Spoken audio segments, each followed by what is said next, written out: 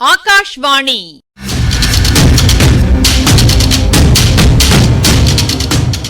பொன்னியின் செல்வங்கள் வாசிப்பும் ஆய்வும். வாசிப்பவர் ராமசுவாமி சுதர்சன் அவர்கள்.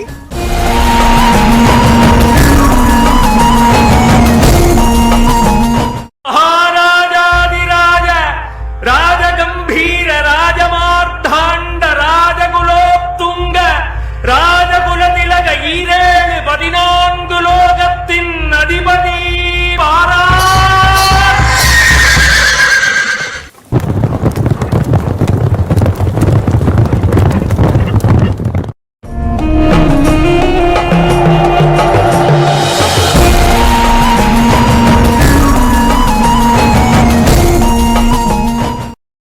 திருமலை நம்பி எப்போது வந்தாலும் ஆர்வத்துடன் வரவேற்பாள் குந்தவை.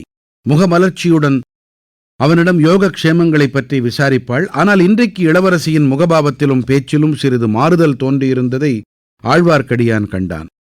மனது எங்கேயோ எதிலேயோ ஈடுபட்டிருப்பதைக் காட்டும் முகபாவம். பேச்சில் இயற்கைக்கு மாறான ஒரு பரபரப்பு, கொஞ்சம் தடுமாற்றம். திருமலை, என்ன விசேஷம்? எங்கே வந்தாய் என்று குந்தவை கேட்டாள். விசேஷம் ஒன்றுமில்லை தாயே. வழக்கம் போல தாங்கள் உலக நடப்பை குறித்து விசாரிப்பதற்கு வரச் சொன்னதாக நினைத்து கொண்டு வந்தேன். மன்னிக்க வேண்டும், போய் வருகிறேன். இல்லை இல்லை, கொஞ்சம் இருந்து விட்டு போ.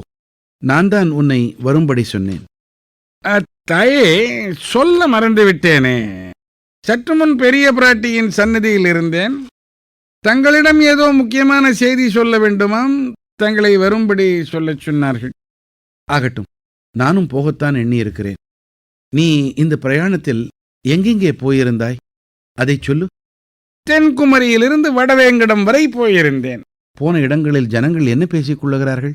சோழகுல மன்னர் குலத்தின் பெருமைகளைப் பற்றி பேசிக் கொள்ளுகிறார்கள். இன்னும் சில காலத்தில் வடக்கே கங்கா நதி வரையிலும் ஹிமோத்கிரி வரையிலும் சோழ சாம்ராஜ்யம் பரவிவிடும் என்று பேசிக் கொள்ளுகிறார்கள். அப்புறம் பழுவேட்டரையர்களின் வீர பிரதாபங்களை பற்றியும் பாராட்டி பேசுகிறார்கள். சோழ சாம்ராஜ்யம் இவ்வளவு உன்னத நிலையை அடைந்ததற்கு காரணமே பழுவூர் சிற்றரசர்களின். போதும், இன்னும் என்ன சொல்லுகிறார்கள்? தங்களுடைய சகோதரர்கள் இருவரையும் பற்றி ஆசையோடு பேசிக் கொள்ளுகிறார்கள். முக்கியமாக இளவரசர் அருள்மொழிவர்மர் மீது குடிமக்களுக்கு இருக்கும் அன்பையும் ஆதரவையும் சொல்லி மாளாது. அதில் ஒன்றும் வியப்பில்லைதான். இன்னும் ஏதேனும் பேச்சு உண்டா? சோழ மகா சக்கரவர்த்தியின் திருக்குமாரிக்கு ஏன் இன்னும் திருமணம் ஆகவில்லை என்று பேசிக் கொள்ளுகிறார்கள். என்னையும் கூட பலரும் கேட்டார்கள். நீ என்ன மறுமொழி சொன்னாய்? எங்கள் இளைய பிராட்டியை மணந்து கொள்ள தகுதி வாய்ந்த அரசகுமாரன் இன்னும் இந்த பூவுலகில் பிறக்கவில்லை என்று சொன்னேன். அழகா இருக்கிறது. இனிமேல் அப்படிப்பட்டவன் பிறக்க வேண்டுமாக்கும். அவன் பிறந்து கல்யாண வயதை அடைவதற்கு முன்னால் நான் கிழப்பாட்டியா ஆகிவிடுவேன். என் விஷயம் இருக்கட்டும் திருமலை, வேறு ஏதாவது பேச்சு உண்டா? ஏனில்லை. சிவஞான யோகீஸ்வரராக போவதாக சொல்லிக் கொண்டிருந்த தேவர் திடீரென்று கல்யாணம் செய்து கொண்டதை பற்றி பலரும் ஆச்சரியப்படுகின்றார்கள். உன் அருமை சகோதரி ஆண்டாளை போன்ற பக்த சிரோமணியாகப் போவதாக சொல்லிக் கொண்டிருந்தாயே, அவள் இப்போது எப்படி இருக்கிறாள்? அவளுக்கு என்ன குறைவு தாயே? பெரிய பழுவேட்டரையரின் அரண்மனையில் சர்வாதிகாரிணியாக ஆட்சி செய்து வருகிறாள். பழுவேட்டரையரின் அரண்மனையில் மட்டும்தானா? இந்த சோழ சாம்ராஜ்யத்துக்கே அவள்தான் சர்வாதிகாரிணி என்றல்லவா கேள்விப்பட்டேன். அப்படியும் சிலர் பேசிக் கொள்ளுகிறார்கள் தாயே. ஆனால் அவளை விட்டு தள்ளுங்கள். இந்த நல்ல நாளில் அவளுடைய பேச்சு எதற்கு? தாங்கள் ஆண்டாள் என்ற பெயரை குறிப்பிட்டதால் எனக்கொன்று ஞாபகம் வருகிறது.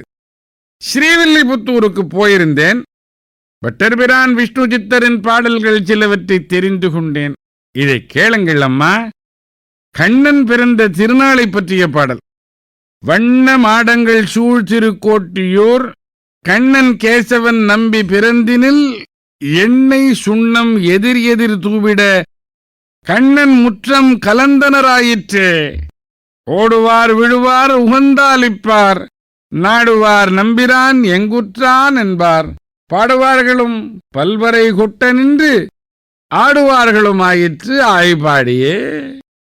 இன்றைக்கு நம் பழையாறை நகரமும் ஆயர்பாடியைப் போலவே ஒரே குதூகலமாக இருக்கிறது தாயே. குதூகலமாக இருக்கிறது, சரிதான். ஆனால் சற்று முன்னால் வேறொரு விதமான பறை கொட்டிற்றே, அது என்ன திருமலை? இந்த கேள்விக்காகவே ஆழ்வார்க்கடியான் காத்து கொண்டிருந்தான்.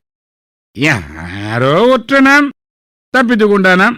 அவனை பிடித்து கொடுப்பவர்களுக்கு பரிசு கொடுப்பார்களாம். அதையெல்லாம் பற்றி நான் என்ன கண்டேன் தாயே? உனக்கு ஒன்றும் தெரியாதா? யாராயிருக்கும் என்பது பற்றி சந்தேகம் கூட இல்லையா? மனத்தில் ஒரு சந்தேகம் இருக்கிறது. ஆனால் அதை பற்றி பேசுவது அபாயம். திருவேதியில் நான் நடந்து வந்தபோது என்னை கூட சிலர் முறைத்து பார்த்து கொண்டு போனார்கள். என்னை யாரேனும் பிடித்து கொண்டு போய் பாதாள சிறையில் போட்டுவிட்டால்? உன்னை பிடிப்பதற்கு தலையில் கொம்பு முளைத்தவர்களாயிருக்க வேண்டும். உன் மனத்தில் தோன்றியவற்றை என்னிடம் சொல்லலாம் என்றால் சொல். நான் உன்னை காட்டி கொடுத்து விடுவேன் என்ற எண்ணமில்லையே. கிருஷ்ணா கிருஷ்ணா, அப்படியெல்லாம் ஒன்றுமில்லை. வீரநாராயணபுரத்தில் ஒரு வாலிபனை பார்த்தேன். வீரவாலிபன். அவன் தஞ்சாவூர் போகிறதாக சொன்னான். எதற்காகவென்று சொல்லவில்லை. என்னை பல கேள்விகள் கேட்டான். குந்தவை பரபரப்புடன், அவன் எப்படி இருந்தான் என்றாள். பெரிய குலத்தில் பிறந்தவனைப் போல காணப்பட்டான். முகம் களையாயிருந்தது. ஊக்கமும் உள்வெளியும் கொண்டவன் என்று தெரிந்தது. உன்னிடம் என்ன கேட்டான்? சக்கரவர்த்தியின் உடல் நிலைமையை பற்றி கேட்டான். அடுத்தபடியாக பட்டத்துக்கு வர வேண்டியவரை பற்றி கேட்டான். இலங்கை சென்றிருக்கும் இளவரசரை பற்றி கேட்டான். பிற்பாடு குழந்தை ஜோதிடரிடமும் அதே கேள்விகளை கேட்டதாக அறிந்தேன். ஆகா, குழந்தை ஜோதிடர் வீட்டுக்கு அவன் வந்திருந்தானாம். இப்போது ஞாபகம் வருகிறது. தாங்கள் ஜோதிடரின் வீட்டில் இருந்தபோதே அவன் தடபுடல் செய்து கொண்டு உள்ளே வந்து விட்டானாமே. நல்ல வேளையாக தங்களை அவன் தெரிந்து கொள்ளவில்லையாம். நான் நினைத்தது சரியாய் போயிற்று. என்னதாயே நினைத்தீர்கள்? அந்த முரட்டு வாலிபனுக்கு சீக்கிரம் ஏதாவது ஆபத்து வரலாம் என்று நினைத்தேன். தாங்கள் நினைத்தது சரிதான். அவன்தான் ஒற்றன் என்று சந்தேகிக்கிறேன். அவனை பிடிப்பதற்காகத்தான் பழுவேட்டரர்கள் பரிசு கொடுப்பதாக பறையடித்திருக்கிறார்கள் என்று தோன்றுகிறது. திருமலை, எனக்கு ஒரு உதவி செய்வாயா? கட்டளையிடுங்கள் தாயே. அந்த வாலிபனை நீ எப்போதாவது பார்க்க நேர்ந்தால் பிடித்து கொடுத்து பரிசு பெற்றுக் கொள்ளட்டுமா? வேண்டாம் வேண்டாம், என்னிடம் அழைத்து கொண்டு வா. அவனிடம் எனக்கு முக்கியமான காரியம் ஒன்று இருக்கிறது. ஆழ்வார்க்கடியான் அதிசயம் அடைந்தவனைப் போல சிறிது நேரம் குந்தவை பிராட்டியை பார்த்து கொண்டு நின்றான். பிறகு, அதற்கு அவசியம் ஏற்படாது தாயே. நான் அவனை தேடி பிடித்து வர அவசியம் நேராது. அவனே தங்களை தேடிக் கொண்டு வந்து சேருவான் என்றான். ஆழ்வார்க்கடியான் அரசளங்குமாரியை பார்த்துவிட்டு அவனுடைய தமையனார் ஈசான சிவபட்டரின் வீட்டுக்குச் சென்றான். அவருடைய வீடு வடமேற்றளி சிவன் கோயிலுக்கு மிக அருகில் இருந்தது. அரண்மனையிலிருந்து அரைகாத தூரம் இருக்கும். சோழ மாளிகையிலிருந்து வடமேற்றளி ஆலயத்துக்கு போனால் பழையாறை நகரின் விஸ்தீரணத்தையும் அதன் மற்ற சிறப்புகளையும் ஒருவாறு அறியலாம். கிருஷ்ண ஜெயந்தி கொண்டாட்டங்களெல்லாம் ஒருவாறு அடங்கிவிட்டன என்பதை ஆழ்வார்க்கடியான் பார்த்து கொண்டு போனான். வீட்டுப் பகுதிகளின் வழியாகச் சென்றபோது ஸ்திரீகள் அங்கங்கே வீட்டு ஓரங்களில் கூடி நின்று கோபமாக பேசிக் கொண்டிருப்பதை கவனித்துக் கொண்டு போனான். அந்த ஸ்திரீகள் அனைவரும் தத்தம் கணவர்கள் அல்லது புதல்வர்களின் கழுத்தில் வஞ்சிப் பூமாலை அணிவித்து உற்சாகமாக ஈழத்து போர்முனைக்கு அனுப்பியவர்கள். 4 திசைகளிலும் சோழ சைன்யங்கள் நடத்திய வீரப்போர்களில் யாராவது ஒரு வீரன் அந்த ஒவ்வொரு வீட்டிலிருந்தும் சென்று வீர சொர்க்கம் அடையாமல் இருந்தது கிடையாது. அப்படிப்பட்ட பெண்கள் இப்போது அதிருப்தியுடன் முணுமுணுத்து பேசிக் கொண்டிருந்ததை திருமலையப்பன் பார்த்தான். இதெல்லாம் என்ன விபரீதத்தில் போய் முடிகிறதோ என்று கவலைப்பட்டு கொண்டே சென்றான். வடமேற்றளி கோயிலை அவன் அடைந்தபோது நன்றாக இருட்டிவிட்டது. அப்பர் பெருமானால் பாடப்பெற்ற கோயில் இதுதான். அந்த மகானுடைய காலத்தில் இந்த கோயிலைச் சுற்றி சமணர்கள் செயற்கை குன்றுகளை எடுத்து அந்த குன்றுகளில் முழைகளை அமைத்திருந்தார்கள். அப்படி ஏற்பட்ட செயற்கை மலைக்குன்றுகளில் திகம்பர சமணர்கள் உட்கார்ந்து தவம் செய்து கொண்டிருந்தார்கள். இதை நமக்கு ஞாபகப்படுத்துவதற்காக இன்றைக்கும் பழையாறைக்கு அருகில் முழையூர் என்று ஓர் ஊர் இருக்கிறது. அப்பர் பெருமான் பழையாறை ஸ்தல மகிமையை பற்றி கேள்விப்பட்டு அங்கு வந்து சேர்ந்தபோது சமணர்களின் முழைகள் சிவன் கோயிலை அடியோடு மறைத்திருந்தன. இதை ஆத்ம ஞானத்தினால் அறிந்த அப்பர் மனம் வருந்தினார். பல்லவர்களின் பிரதிநிதியாக அந்தச் சமயம் சோழ நாட்டை பரிபாலித்து வந்த சிற்றரசனிடம் முறையிட்டார். அரசன் அந்த செயற்கை முழைகளில் ஒரு பகுதியை இடித்து அப்புறப்படுத்தினான். உள்ளே சிறிய சிவன் கோயில் இருப்பது தெரிந்தது. அப்பர் பரவசமடைந்து பாடினார். இப்பகுதியின் ஆய்வினை வழங்குகிறார் ஐங்கரன் அவர்கள்.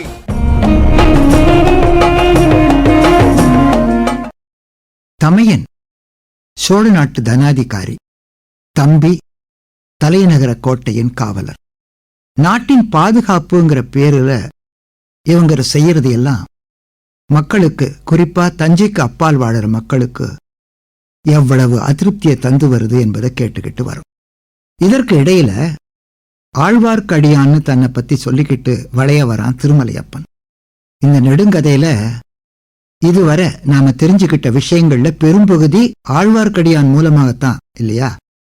ஒரு பக்கம் பக்தி, இன்னொரு பக்கம் யுக்தி.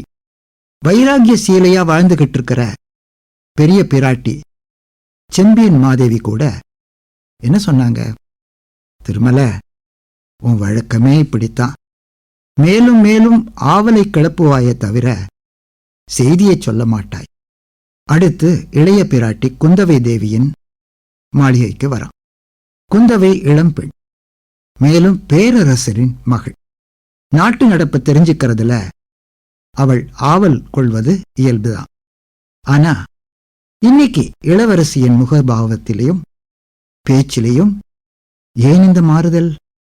அந்த தடுமாற்றத்தை கவனிச்சிட்டு, ஒண்ணுமில்ல மணி, வழக்கம் போல உலக நடப்பை விசாரிக்க வர சொன்னீங்கன்னு நினைச்சு வந்தேன், மன்னிக்கணும், போய் வரேன்னு சொல்லி ஆவலை தூண்டி விடுறான்.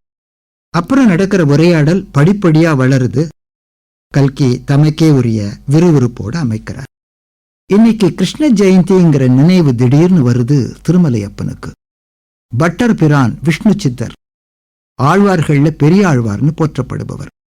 பாமாலையும் பூமாலையும் சூட்டி எம்பெருமானின் கைங்கரியத்தில் ஈடுபட்டவர். இவர் பாடின பனுவல்கள் பெரியாழ்வார் திருமொழி, திருப்பல்லாண்டு.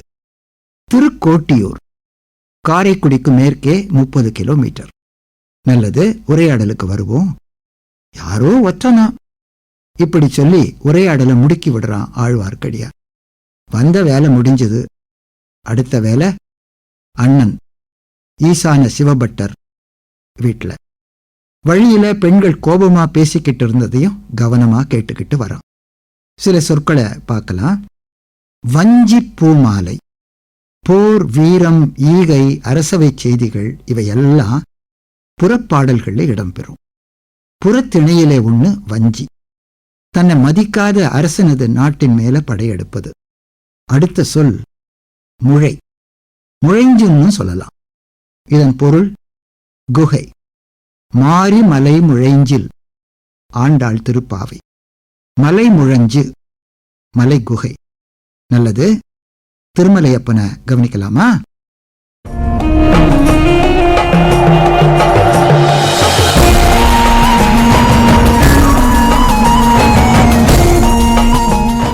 பொன்னியின் செல்வங்கள் வாசிப்பும் ஆய்வும் கேட்டீர்கள். வாசித்தவர் ராமசுவாமி சுதர்சன் அவர்கள். ஆய்வினை வழங்கியவர் ஐங்கரன் அவர்கள். படைப்பு சென்னை வானொலி நிலையம்.